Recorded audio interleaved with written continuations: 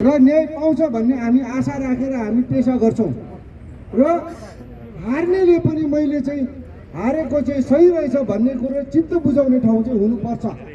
यदि त्यति हामी काम गर्न सकेनौँ भने हामीले पेशा गरेको कुनै औचित्य छैन भन्ने हाम्रो ठम्मै छ।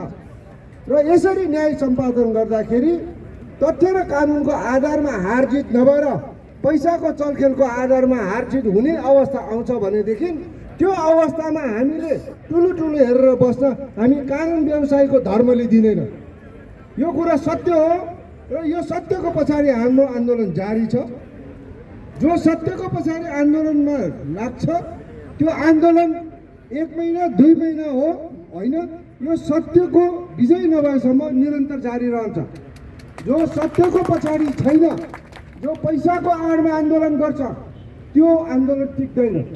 जसको ज्वलन्त उदाहरण बानेश्वरमा जसरी पैसाको आडमा चलाएको आन्दोलन अहिले हराएर गएको छ त्यसले प्रमाणित हुन्छ कि हामी सत्यको पछाडि छौँ। जो बानेश्वरमा आए त्यो असत्यको पछाडि छ। त्यसैले गर्दाखेरि बार दिवसको उपलक्ष्यमा हामीले प्रण गरौँ कि यो बारले हामी कानुन व्यवसायी मित्रहरू, हामी पेशागत कर्मचारीहरू, हामीले यो देशमा सामान्य नागरिकदेखि लिएर मजदुरहरू समेत सबैले यो न्यायको मन्दिरबाट चाहिँ न्याय किनबेच नहोस् र सही न्याय पाओस् भन्ने हाम्रो प्रेर, हाम्रो अठोटका साथ यो आन्दोलन अगाडि बढेको हुनाले यो आन्दोलनको ब्याक गियर छैन। यो आन्दोलन अगाडि बढ्छ जबसम्म यसले उद्देश्य हासिल गर्दैन। यति भन्दै म यो माइक अब म अध्यक्षज्यूलाई दिन चाहन्छु। आदरणीय मित्रहरू, म विशेष गरेर सर्वोच्च अदालतका माननीय न्यायाधीशज्यूहरूको ध्यान आकर्षण गर्न चाहन्छु र न्याय प्रशासन, हाम्रो प्रहरी प्रशासन र सम्पूर्ण अदालतको चाहिँ म ध्यान आकर्षण गर्न चाहन्छु। तपाईँहरू धेरै टाढा जानु पर्दैन। भर्खर एउटा रिलिज भएको पुस्तक छ, त्यो चाहिँ जस्टिस फर द जजेज भन्ने किताब छ, जुन तपाईँको यो आसामबाट आउनु भएको, जो अहिले प्रधान न्यायाधीशबाट निवृत्त हुनुभयो, फेरि पनि म भन्दैछु, रञ्जन गगोईको किताब छ जस्टिस फर द जजेज। यहाँ म एउटै मात्रै कुरा यहाँहरूलाई मैले जानकारी दिन यो मैले माइक समातेको हुँ। म यहाँहरूको विनम्रतापूर्वक अनुरोध गर्दै के कुरामा मैले माइक समातेको हुँ भन्नुहुन्छ भने, रञ्जन गगोईलाई सर्वोच्च अदालतको परिसरभित्र काम गरिराखेको एकजना महिलाले सेक्सुअल हेरासमेन्टको केस लगाइन्। बडा महत्त्वपूर्ण छ। महिलामाथि हातपात भयो, यौन दुराचार भयो भन्ने केस लाग्यो। उनीमाथि आरोप भयो, आरोप आयो। उनी तपाईँको त्रिपुरामा चाहिँ मन्दिरको दर्शन गर्न गइराखेका थिए। फर्केर आउँदाखेरि उनलाई त्यो परिवारसहित आउँदाखेरि त्यो लाग्यो। त्यो मुद्दा तपाईँको लागिसकेपछि सबै एसएमएसहरूमा, सबै सामाजिक सञ्जालहरूमा व्यापक रूपमा आयो। अब प्रधान न्यायाधीशको सम्बन्धमा अदालतले के गर्यो त? अब एकैचोटि प्रहरीको कस्टडीमा पुर्यायो कि वा अदालतका माननीय न्यायाधीशज्यूहरूको अब के चाहिँ कर्तव्य हुन्छ त भन्ने सन्दर्भमा उनीहरूले एउटा इन्टरनल रुल बनायो। उनीहरूले एउटा इन्टरनल रुल के बनायो भन्नुहुन्छ भनेदेखि, त्यो उनीहरूले 15 डिसेम्बर 1979, तपाईँहरूले डेट पनि हेर्न सक्नुहुन्छ, त्यहाँ पनि त्यस्तै प्रक्रियाहरू परेर आउँदाखेरिको अवस्थामा अब न्यायाधीशमाथि नै भ्रष्टाचारको आरोप आयो, न्यायाधीशमाथि नै सेक्सुअल एसल्टको आरोप आयो, न्यायाधीशमाथि नै अनियमितताको आरोप आयो, प्रधान न्यायाधीशमाथि आरोप आयो भने के गर्ने भन्ने सन्दर्भमा उनीहरूले 15 डिसेम्बर 1979 एउटा कार्यविधि एउटा लेकडाउन गरेका रहेछन्, जो एउटा निश्चित बनिसकेको थिएन, जो अब आएर तपाईँको रञ्जन गगोईको मुद्दामा बन्यो। त्यो के भयो भन्नुहुन्छ भने जब उनलाई त्यो आरोप लागिसकेपछि मलाई आरोप यो लाग्यो। अब अदालतमा लेखेर दिइएको थियो, एकचोटि प्रहरीमा गएको थिएन। अदालतमा तपाईँको लेखेर दिइसकेपछिबाट उनले के गरे भनेर भन्नुहुन्छ भने आउने बित्तिकै त्यो केस चाहिँ बोर्डवे भन्ने चाहिँ उनी पछिको दोस्रो न्यायाधीश, बोबडे भन्ने चाहिँ दोस्रो न्यायाधीश जो प्रधान न्यायाधीश हुन सकेन, उनी रिटायर्ड भए। गोडबेलाई उनले के गरे भन्दाखेरि तपाईँले अब यो अनुसन्धान गर्नु। उनले सिधै त्यो कागजात सहित सबै उनले हस्तान्तरण गरे। यहाँ हामीलाई केही छेक्नु पर्ने, हामीलाई बल प्रयोग गर्नुपर्ने अवस्था पनि छैन। प्रहरी प्रशासनले, न्याय प्रशासनले, हामी तपाईँहरूका पनि मित्र हौँ, प्रहरीको पनि मित्र हौँ, न्याय प्रशासनको, अदालतको त हामी अभिन्न अङ्ग हौँ। हेर्नुहोस् प्रधान न्यायाधीश, अब त्यहाँ कुरा कहाँबाट उठ्यो त म तपाईँहरूलाई एउटा तथ्यको पनि याद दिन्छु। तिनी सर्वोच्च अदालतमा कार्यरत कर्मचारी थिइन्, लाइब्रेरीमा काम गर्थिन्, महिलाको नाम दिइएको छैन। उनी 2 महिना फेरि रञ्जन गोगोईका तपाईँको काम गरेकी थिइन्, घरमा रञ्जन गोगोईको घरमा काम गरेकी थिइन्। अनि अब उनले के गरे कसो गरे त्यहाँ आउँदैन त्यो पिक्चर, त्यो बडा गोप्य छ, त्यो काम गोप्य छ। मैले अब रञ्जन अब के भयो भन्नुहुन्छ भने दोस्रो प्रमुख प्रधान दोस्रो न्यायाधीशले 3 जनाको न्यायाधीश सहितको कमिटी भयो, 3 जना। त्यसपछिबाट गएर तपाईँको अदालत के अरे बारको पनि तपाईँको प्रतिनिधि राखेर अनुसन्धान सुरु। जसरी हामीले प्रधान न्यायाधीशमाथि बात लगाएका छौँ, जसरी प्रधान न्यायाधीश च्युत भइसक्नु भएको छ भनेर हामीहरूले गरेका छौँ, अनि लागिसकेपछि उनीहरू के निष्कर्षमा पुगे त अब प्रधान न्यायाधीशलाई बोलाउनु पर्यो। प्रधान न्यायाधीश पनि कानुनभन्दा माथि छैन। हेर्नुहोस्, आरोप जब यो सार्वजनिक आरोप उठ्छ, त्यो सार्वजनिक आरोप उठिसकेपछि छैन। अनि बोर्डवेले के लेखे भनेर भन्नुहुन्छ भनेदेखि तपाईँ 1 कप चिया खानको लागि हाम्रो च्याम्बरमा आउनुहोस्।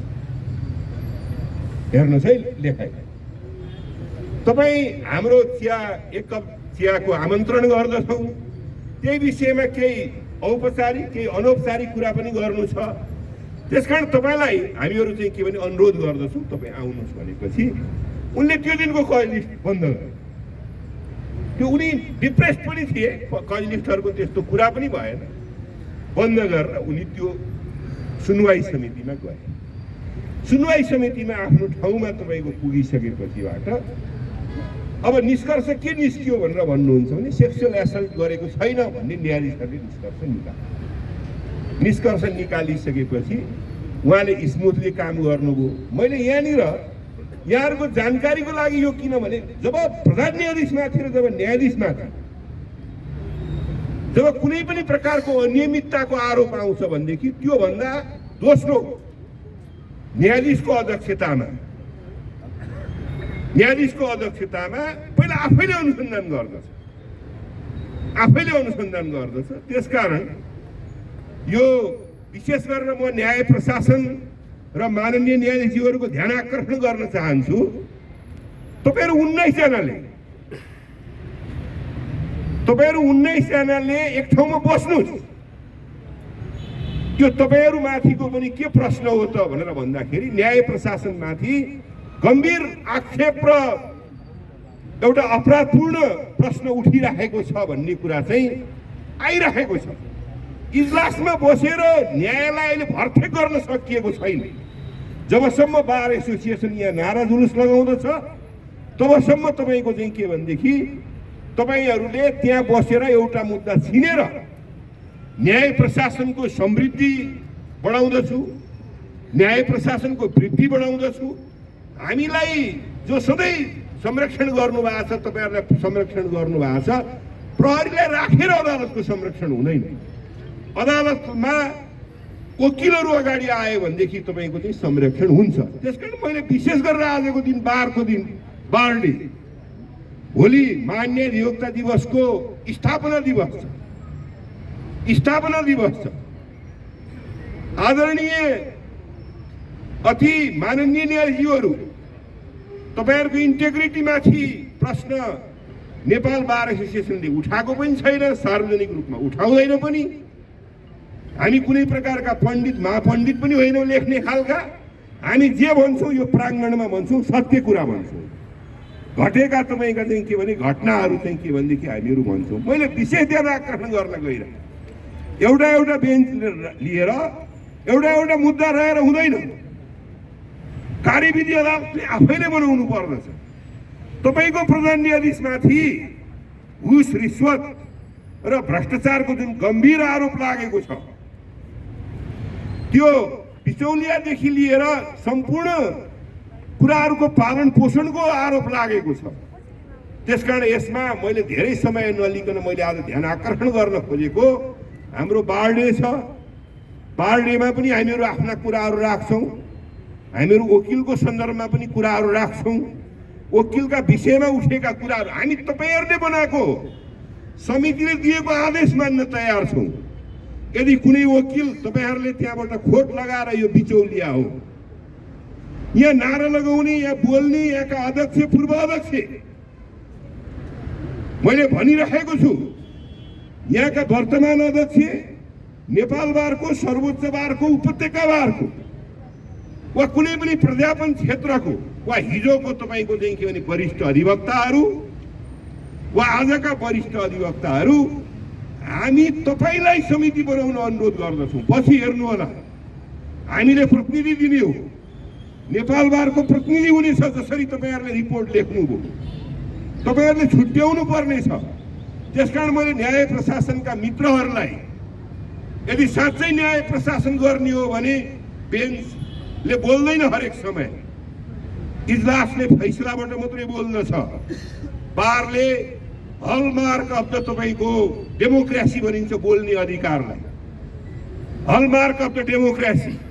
यदि बोल्ने अधिकार बन्द भयो भनेदेखि डेमोक्रेसी समाप्त हुन्छ। त्यसकारण मैले आज विशेष अनुरोध गर्न गइरहेको, प्रधान न्यायाधीशज्यूको पिए हुनुहुन्छ भने पच्युत भइसक्नु भएको छ हाम्रो नजरबाट, कानुनको नजरबाट पच्युत भइसक्नु भएको छ, उहाँ हुनुहुन्न। हेर्नु, आज मैले यो कुनै सामान्य कुरा होइन। 21औं शताब्दीमा हरिप्रसाद प्रधानले राजा त्रिभुवन र राजा महेन्द्रसँग त्यो तपाईँको चाहिँ के भनेदेखि चाहिँ एउटा सङ्घर्ष गरेर जुन प्रधान न्यायालयको व्यवस्थापन गरे, त्यसपछि सर्वोच्च अदालतको जसरी मार्शलले के भने भन्दाखेरि हरेक ऐन नियम जाँच्ने अधिकार सर्वोच्चलाई छ भनेर जसरी मार्शलले भने त्यसरी नै हरिप्रसाद प्रधानले पनि भनेका हुन्। हामीले मार्शलको मात्रै नाम नलिनुहोस्, हरिप्रसाद प्रधान उनले पनि त्यही कुरा भन्यो।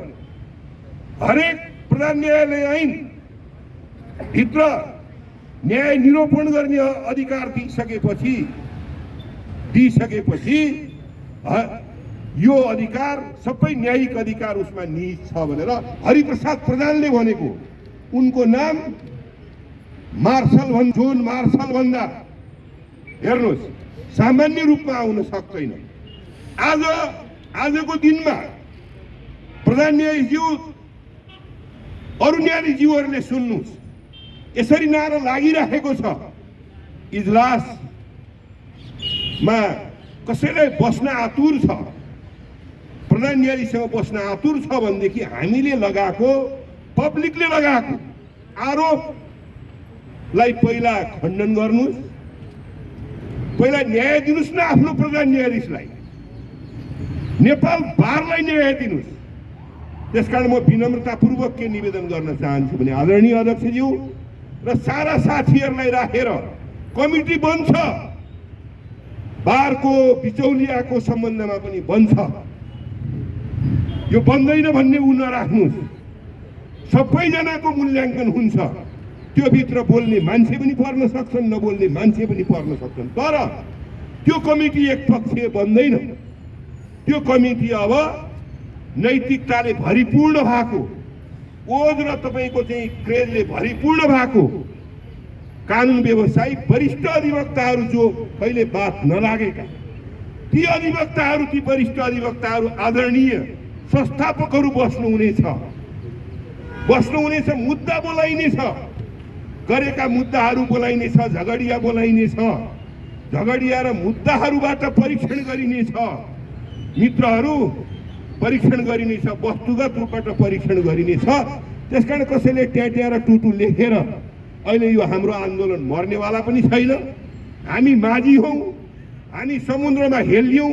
कसैले शास्त्री र तपाईँको आचार्य पढेका पण्डित र महापण्डितहरू छन्, उनीहरू एकहोरो त्यो पण्डित यहीँ तपाईँ र मलाई भनिराखेका छन्, त्यसको प्रभाव नगर्नुहोस्। तपाईँले के काम गर्नुभएको छ त्यो काम महत्त्वपूर्ण हो, त्यो काममा जानुहोस् भन्दै फेरि पनि माननीय न्यायाधीशज्यूहरू, जो भोलिका प्रधान न्यायाधीशज्यू र न्याय प्रशासनका अङ्गहरू, तपाईँले प्रधान न्यायाधीश र नेपाल बारलाई न्याय दिने कि नदिने? तपाईँहरू 19 जना एक ठाउँमा बसेर एउटा कमिटी गठन गर्ने कि नगर्ने, इन्टरनल कमिटी? यो एउटा महत्त्वपूर्ण प्रश्न तपाईँहरूको समक्ष म राखिरहेको छु। अदालतले पहिला आफ्ना न्यायाधीशमाथिको प्रश्न आयो भने आफैले गर्नुपर्दछ। प्रधान न्यायाधीश is not above than the law, is below than the law, is beneath to the law. उनी यति तल तपाईँको चाहिँ के भनेदेखि छन् कि उनलाई यति गम्भीर प्रकारको आरोप लागेको हुनाले हामीहरूले हिजो दोहोरो कुरा श्रीपेश धारण गरेका ज्ञानेन्द्रसँग पनि गरेका थियौँ। अहिलेका प्रधान न्यायाधीश हाम्रैबाट गएका न्याय प्रशासनका मित्रहरू भएको कारणले गर्दाखेरि यहाँहरूलाई म भनिरहेको छु। त्यसकारण बडा आदरतापूर्वक उसले, श्रीमानहरू तपाईँहरू बस्नुहोस्, बसेर तपाईँहरू छानबिन गर्नुहोस्। हेर्नुहोस्, एउटा कल लिस्टमा त दीपक मिश्रले पिआइएल जति सबै आफूले लिँदाखेरि भारतमा 4 जना न्यायाधीशहरूले बसेर, तपाईँको चिम्लेश्वर समेतका न्यायाधीशहरू बसेर के गरे भन्दाखेरि प्रेस मिट द प्रेस गरे, जहाँ हुनेवाला चिफ जस्टिस रञ्जन गोगोई पनि थिए। He was one of the speaker, जसले भने कि सारा प्रधान न्यायाधीशहरूले पिआइएल 2 ठाउँमा राखेका छन्। यिनले पिआइएल संवैधानिक इजलास आफैमा राखे, पैसा खाए मात्रै भनेनन्, हामीले पैसा खाए भनेर भनेका छौँ। त्यसकारण मित्रहरू, न्यायाधीशले बोल्छन्, न्यायाधीशले काम गर्छन्। न्यायाधीश एउटा खाली पहिला अदालतमा तपाईँले न्याय दिन सक्नु भएन, अदालतको आन्तरिक प्रक्रियाभित्र तपाईँले न्याय दिन सक्नु भएन भने झगडियालाई न्याय दिन सक्नुहुन्न। यो मेरो विनम्र अनुरोध गराइ छ। कोही आउनुहुन्छ भनेदेखि कुरा गरौँ।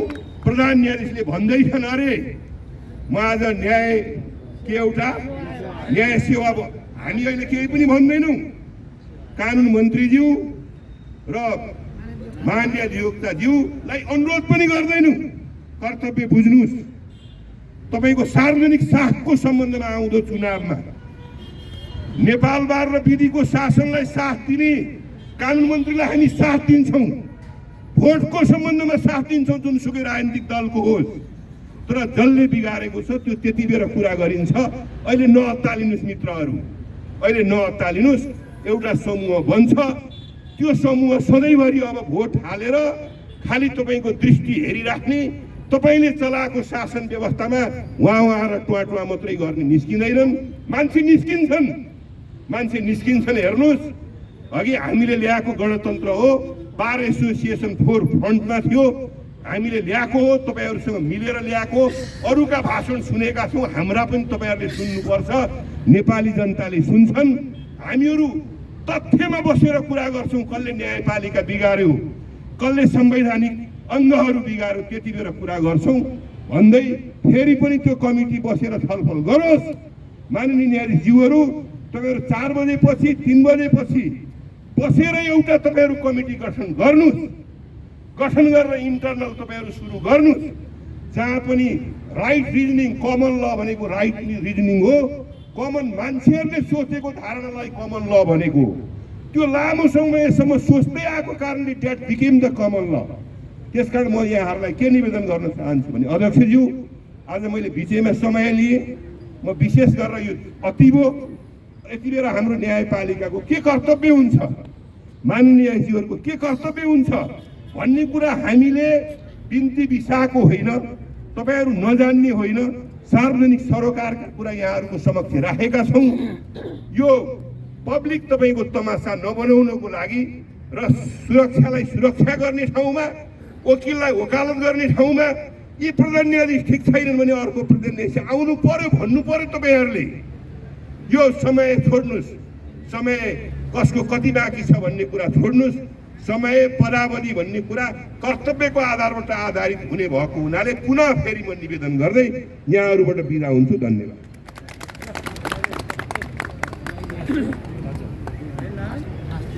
धन्यवाद पूर्व अध्यक्ष समूह थापाज्यू।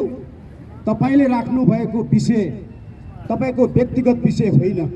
यो सिङ्गो नेपाल बार एसोसिएसन र 20,000 कानुन व्यवसायीहरूको आफ्नो दृष्टिकोण, आफ्नो भनाइ, आफ्नो माग र यसले चाल्नुपर्ने कदमको विषयमा तपाईँले जुन राख्नुभएको छ, तपाईँलाई धन्यवाद छ।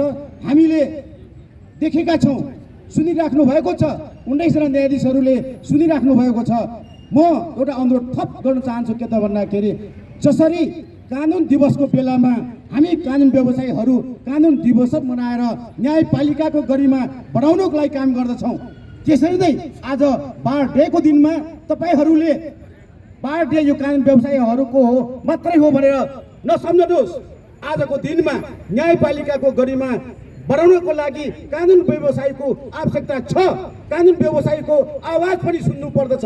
त्यसकारणले गर्दाखेरि हामी कानुन व्यवसायीहरूको जो आवाज छ त्यो आवाजको विषयमा तपाईँहरूले आजको दिनमा मन्थन गर्नुहोस्।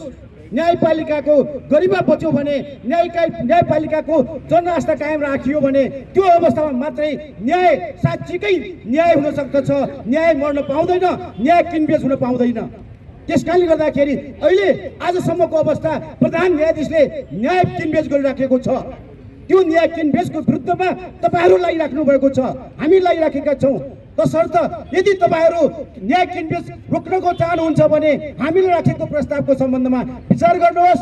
तपाईँहरूले विचार गर्नुभएको छ कि न्याय सम्पादनमा प्रधान न्यायाधीश चोलेन्द्र शमशेर जबरालाई तपाईँहरूले छुटकारा दिइसक्नु भएको छ।